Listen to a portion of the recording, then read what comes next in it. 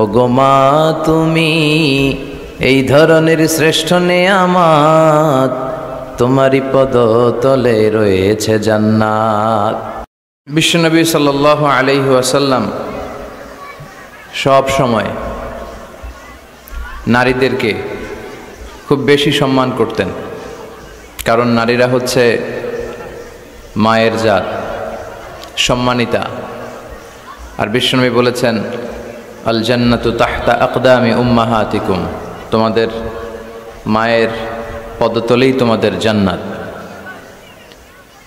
কোনো পুরুষের পায়ের নিচে জান্নাত, পিতার পায়ের নিচে জান্নাত, এই মর্মে কোনো হাদিস খুঁজে পাওয়া যায় না।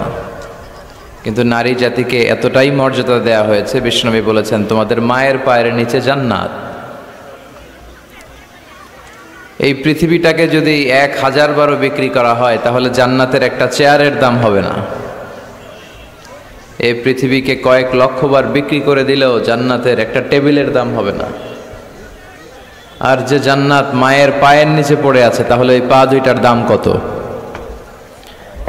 ওই পায়ের দাম টাকা দিয়ে কিনা যাবে না, তাই না? ও গো মা তুমি এই ধরনের শ্রেষ্ঠ নেয়ামত, তোমারই পদতলে রয়েছে জান্নাত। ও গো মা তুমি এই ধরনের শ্রেষ্ঠ নেয়ামত, তোমারই পদতলে রয়েছে জান্নাত। 3টা কারণে আল্লাহ তাআলা মায়ের মর্যাদা বাড়িয়ে দিয়েছেন পিতার চেয়ে। 3টা কারণে মায়ের মর্যাদা বেশি। নাম্বার 1 হচ্ছে হামালাতহু উম্মুহু, বাবা সন্তানকে পেটে ধরেনি, পেটে ধরেছে কে? মা। ওয়াহানান আলা ওয়াহান, ব্যথার পরে ব্যথা, যন্ত্রণা, জ্বালা, কষ্ট। পেটের এই কষ্টটা, সন্তান ধারণের প্রসবের কষ্টটা বাবা সহ্য করেনি, করেছে কে? মা। ওয়াফিসালুহু ফি আমাইন, 2 বছর বাবা দুধ খাওয়ায়নি, দুধ খাওয়ালো কে? মা। এজন্য মায়ের মর্যাদা বেশি। এজন্য সব সময় বিষ্ণু ঈসা ইসলাম নারী জাতিকে সম্মান দিতেন। বিশ্বনবী নিজের মাকে বেশি দিন পাননি। বিশ্বনবীর বয়স যখন 6, তখন ওনার আম্মাজান পৃথিবী থেকে ইন্তেকাল করেন। মায়ের কবরের সামনে দাঁড়িয়ে বিশ্বনবী শেষ বয়সে অনেক কেঁদেছেন। বিশ্বনবী একবার জিআররানা নামক জায়গায় কুরবানির গোশত বিতরণ করছিলেন, লম্বা লাইন। হঠাৎ তিনি লাইন থেকে একজন বয়োবৃদ্ধা মহিলাকে আলাদা করলেন, আলাদা করে বড় একটা গোশতের প্যাকেট দিলেন। নিজের গায়ের চাদরটা খুলে মহিলাটাকে বসতে দিলেন। মহিলাও বিশ্বনবীর মাথায় হাত বুলিয়ে দিল। সাহাবারা তো অবাক, কে এই মহিলা যে বিশ্বনবীর চাদরের উপরে বসে, বিশ্বনবীর মাথায় হাত বুলিয়ে দেয়, বিশ্বনবী যাকে এত শ্রদ্ধা করে। সাহাবারা বললেন, ইয়া রাসূলুল্লাহ মান হাযিহিল মারআ, এই নারীটাকে? বিশ্বনবী বললেন, এই নারীটা হচ্ছে আমার দুধমা হালিমা। মায়ের আদর আমি পাই নাই, এই হালিমাতু সাদিয়ার কাছে আমি লালিত পালিত হয়েছে, তার দুধ খেয়ে আজকের আমি তরতাজা নবী মুহাম্মদ। এজন্য বিশ্বনবী নারীদেরকে খুব বেশি পছন্দ করতেন। বিশ্বনবী বলতেন, হুব্বিবা ইলাইয়া মিন দুনিয়াকুম সালাস, তোমাদের এই দুনিয়ার 3টা জিনিস আমার কাছে সবচেয়ে বেশি পছন্দনীয়। এক হচ্ছে আত্তিব, পারফিউম, আতর। বিশ্বনবীর কেউ আতর দিলে বিশ্বনবী ফিরিয়ে দিতেন না, আতর নিতেন। নাম্বার 2 হচ্ছে আন্নিসা, নারীরা। নারীদেরকে বিশ্বনবী পছন্দ করতেন আর বলতেন, আমাকে কোনো ছেলে দিয়ে আল্লাহ দুনিয়াতে বাঁচিয়ে রাখে নাই, তাদেরকে আল্লাহ কেড়ে নিয়েছে, তুলে নিয়েছে, কিন্তু আল্লাহ আমাকে মেয়ের বাপ বানিয়েছে, আলহামদুলিল্লাহ। আমাদের সমাজে অনেকে কন্যা সন্তান হলে আমরা খুশি হতে চাই না, এরকম আছে না নাই? ছেলে হলে খুব খুশি, এলাকার লোকজনদেরকে, পাড়ার লোকদের মিষ্টি খাওয়ায়, বিরিয়ানি খাওয়ায়। আর মেয়ে হলে চেহারাটা বাংলা 5-এর মতো এরকম করে রাখে, অখুশি, নারাজ। কিন্তু বিশ্বনবী বলেছেন, মিন বারাকাতি আল মারআ তাফকিরুহা বিল ইনাস, কোন নারী সে কি বেশি বরকতময় না কম বরকতময়, এটা দেখার জন্য দেখো তার প্রথম সন্তানটা ছেলে না মেয়ে। তার গর্ভের প্রথম সন্তান যদি কন্যা হয়ে যায়, বুঝতে হবে এই মহিলাটার ভেতরে বরকত দিয়ে পরিপূর্ণ করে দিয়েছে কে? আল্লাহ পরিপূর্ণ করেছে। তাহলে কোনো ঘরে যদি প্রথম কন্যা সন্তান আসে, ওই ঘরটা আল্লাহ বরকতময় করে দেয়। যতটা কন্যা বাবার জন্য ততটা জান্নাত, সুবহানাল্লাহ। যতটা কন্যা ততটা জান্নাত। এরপরে যখন কারো স্ত্রী হয়ে যায়, ইসলাম বলে খাইরুকুম খাইরুকুম লি আহলিহি, তোমাদের মধ্যে ওই ব্যক্তি, ওই পুরুষ আল্লাহর কাছে বেশি সেরা যে তার স্ত্রীর কাছে সেরা। এজন্য সম্মানিত ভাইয়েরা, যারা আমার কথা শুনছেন, আমরা যদি আল্লাহর কাছে প্রিয় হতে চাই, আমরা কিন্তু আমাদের স্ত্রীদের কাছে প্রিয় হতে হবে, স্ত্রীদের সাথে ভালো সম্পর্ক রাখতে হবে। স্ত্রীকে আগে সালাম দেন, স্ত্রীকে ভালোবাসুন, স্ত্রীর নানা ধরনের কাজের প্রশংসা করুন, দেখবেন ঘরটা জান্নাতের টুকরা হয়ে গিয়েছে। এরপর আপনার স্ত্রী যদি সন্তান সম্ভবা হয়, ইসলাম বলে বাচ্চা ডেলিভারি দিতে যেয়ে যদি কোনো মা দুনিয়া থেকে বিদায় নেয়, আল্লাহ তাআলা কিয়ামতের দিন ওই নারীকে শহীদদের কাতারে দাঁড় করিয়ে দিবেন, তিনি শাহীদা। আর সহি সালামতে যদি বাচ্চা ডেলিভারি হয়ে যায়, ইসলাম বলে আল জান্নাতু তাহতা আকদামি উম্মাহাতিকুম, তোমাদের এই মায়ের পায়ের নিচে তোমাদের জান্নাত আমি লিখে দিলাম। সুবহানাল্লাহ। তো কত মর্যাদা ইসলাম বাড়ালো, বাড়াতে বাড়াতে নারীর মর্যাদা কোথায় নিয়ে গেল। শুধু ইসলাম মর্যাদাই নারীকে দেয় নাই, ইসলাম দিয়েছে নারীকে অধিকার। কি দিয়েছে? এখন অনেকে পত্রপত্রিকায়, মিডিয়াতে, টক শোতে ওরা বলতে চায় ইসলাম নারীকে ঠকিয়েছে, ইসলাম নাকি নারীকে অধিকার দেয় নাই। আমার প্রিয় বোনেরা, যাদের কানে আমার মাইকের আওয়াজ যাচ্ছে, খবরদার এই সমস্ত ধোঁকাবাজদের কথা শুনবেন না। এরা অধিকারের আড়ালে আপনাদেরকে ঠকাতে চায়, এরা নারীকে বিজ্ঞাপনের পণ্য বানাতে চায়। পত্রপত্রিকায় একটা পেজ থাকে বিনোদন, ওই পেজে আপনাদেরকে অসম্মান করা হয়, ঠিক কিনা? নারীর সম্মান তখন ফুটে ওঠে যখন নারীর গায়ে থাকে হেজাব, যখন নারীর দেহে শোভা পায় পর্দা। এই হেজাব আর পর্দা নারীর অধিকার, এই হেজাব আর পর্দা নারীর অহংকার, এই হেজাব আর পর্দা নারীর আভিজাত্যের প্রতীক, এই হেজাব আর পর্দা নারীর রুচির প্রতীক। একটা নারী কতটা ভদ্র, কতটা ডিসেন্ট ম্যানারের, কতটা রুচিশীল, কতটা মার্জিত, এটা তার পোশাকে শোভা পায়। তার পোশাক দেখলে বোঝা যায় এটা কোন ঘরের মেয়ে, এটা কোন বংশের মেয়ে, এটা কোন এলাকার মেয়ে, তার বাবা কেমন, তার দাদা কেমন, তার ফ্যামিলি স্ট্যাটাস কেমন, তার পোশাক এটা বলে দেয়। এজন্য হেজাব আপনার অহংকার, আপনার অধিকার, আপনি বুঝে নেন। নারী অধিকারের কথা যারা বলে এরা আপনাদের ঠকায়, এরা আপনাদেরকে বানায় বিনোদনের পণ্য, বিজ্ঞাপনের পণ্য, বিলবোর্ডের পণ্য। রূপালী পর্দায় নেকেড উলঙ্গ অবস্থায় আপনাদেরকে প্রদর্শিত করতে চায়, গল্প কবিতার উপন্যাসে আপনাদের সম্ভ্রমহানি করতে চায়। যারা এই নারী অধিকারের, নারী স্বাধীনতার কথা বলে, এদের ঘরের নারীরাই বেশি নির্যাতিতা। খুঁজে দেখবেন পত্রপত্রিকায় আমরা প্রায়ই দেখি এদের হাতেই এদের ঘরের কাজের মেয়েগুলো নির্যাতিতা হয়। এজন্য নারীদেরকে সম্মান দিয়েছে ইসলাম, শুধু সম্মান, স্ট্যাটাস আর মর্যাদাই দেয় নাই। খেয়াল করে শুনবেন বোনেরা, ইসলাম আপনাদেরকে দিয়েছে অধিকার, আপনাদের অধিকারগুলো বুঝে নেবেন। কি অধিকার দিয়েছে আপনাদেরকে? ইসলাম আপনাদেরকে দিয়েছে ইবাদতের অধিকার। আপনি ইবাদত করবেন, আপনার বাবা, আপনার স্বামী আপনাকে বাধা দিতে পারবে না। বিশ্বনবী বলেছেন লা তামনাউ ইমা আল্লাহি মাসাজিদ আল্লাহ, খবরদার আল্লাহর দাসীদেরকে আল্লাহর ঘরে যেতে বাধা দিও না। মহিলাদেরকে মসজিদে যেতে বাধা দেয়া যাবে না, কিন্তু আমাদের দেশে বাধা দেয় কি দেয় না? জুরিতে কি অবস্থা? হ্যাঁ, যেতে দেয় না, ঠিক না বলে, তাই না?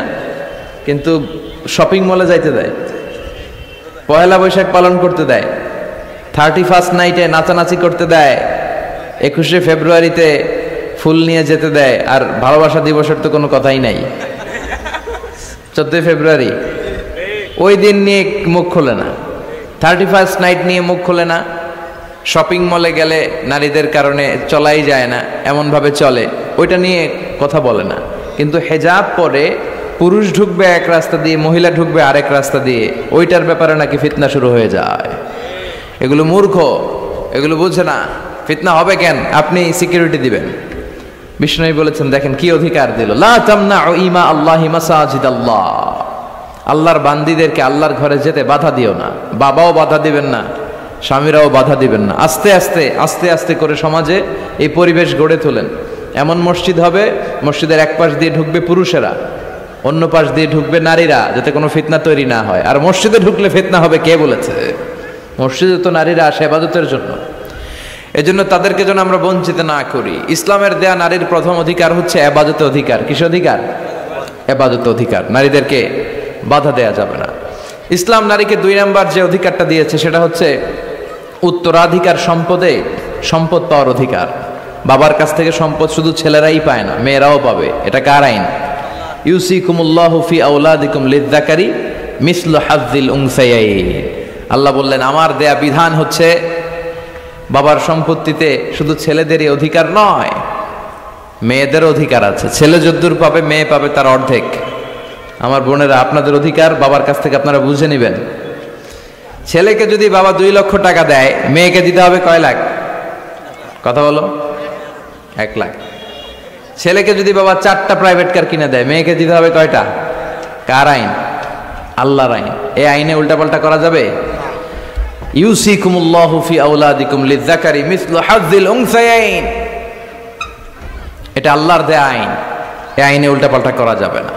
নারীদের অধিকার আছে সম্পদে। অনেক বাবা মা ছেলের হাতে সব তুলে দেয়, মেয়েকে কিছুই দেয় না, বলে মা তোর জন্য দোয়া করে দিলাম। কি করে দিলাম? দোয়া। তো দোয়া শুধু মেয়েদের জন্য কেন? ছেলেকেও তো দোয়া করবেন। ওয়ালাইকুম আসসালাম, বসেন। ছেলেকেও দোয়া করবেন, মেয়েকেও দোয়া করবেন। যে যেটা পাওয়ার উপযুক্ত প্রাপ্য, তার প্রাপ্যটা তাকে বুঝিয়ে এরপরে হাত তুলে দোয়া করবেন। তাহলে ইসলাম নারীকে ঠকায় নাই। অনেক মা আছে ছেলের পাতে ভালো ভালো খাবার দেয়, মেয়েকে ঠকায়, আছে না নাই? জুরিতে বোধহয় এগুলো চলে না। ছেলের পাতে দেয় মুরগির রান, মেয়ের পাতে দেয় মুরগির ঠ্যাং। কিতা খাও তোমরা? ঠ্যাং খাওনি?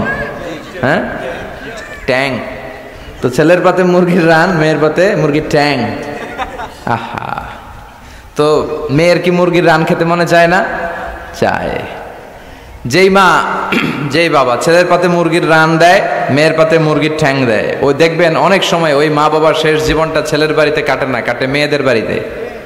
প্রকৃতির একটা রিটার্ন আছে, আল্লাহর একটা খেলা আছে, ওই খেলাটা আল্লাহ খেলে দিবে শেষকালে। আল্লাহু আকবার।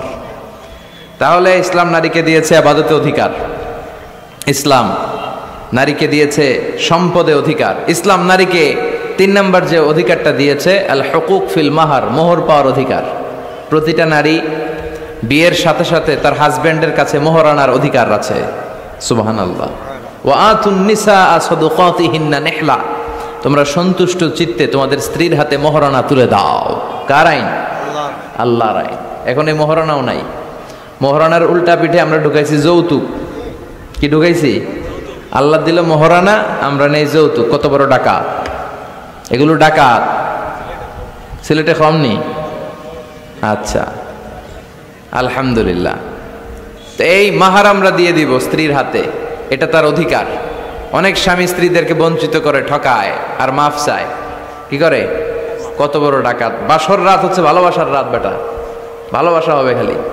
ওই রাতে পা ধরে মাফ চায়, কে মাফ করি দাওয়ারে।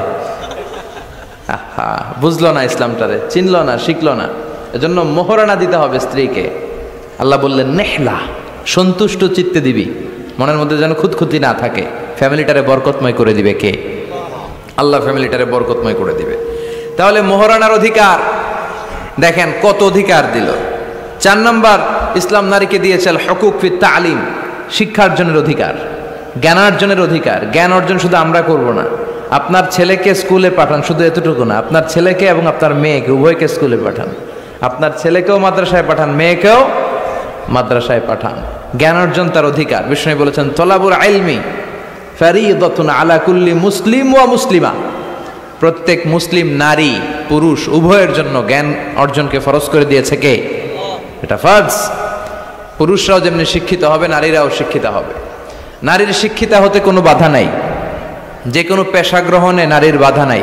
শর্ত হচ্ছে নারীকে হেজাব মেনটেন করতে হবে, পর্দা মেনটেন করতে হবে, তার সেফটি অ্যান্ড সিকিউরিটি এটা নিশ্চিত করতে হবে। তার ওয়ার্কিং প্লেসে যদি সেফটি সিকিউরিটি থাকে হেজাবের সাথে, সে ব্যবসায়ী হতে পারে, সে চাকরিজীবী হতে পারে, সে ডাক্তার হতে পারে, সে ইঞ্জিনিয়ার হতে পারে, সে সব হতে পারে। এই অধিকার নারীকে দিয়েছে কে? আল হুকুক ফিত তালিম, শিক্ষার্জনের অধিকার, জ্ঞানার্জনের অধিকার ইসলাম নারীকে দান করেছে। 5 নম্বরে ইসলাম নারীকে দিয়েছে হুসনুল মুআশারা, ভালো আচরণ পাবার অধিকার। ওয়া আশিরুহুন্না বিল মা'রুফ, আল্লাহর আদেশ, খবরদার স্ত্রীদের সাথে খারাপ আচরণ করো না, ভালো আচরণ করো। অনেক স্বামী আছে স্ত্রীর সাথে খারাপ আচরণ করে, কখনো হাসি দেয় না, মুখটা গোমরা করে রাখে, আছে না নাই? সব সময় ঝিরকি দিয়ে কথা বলে, রাগ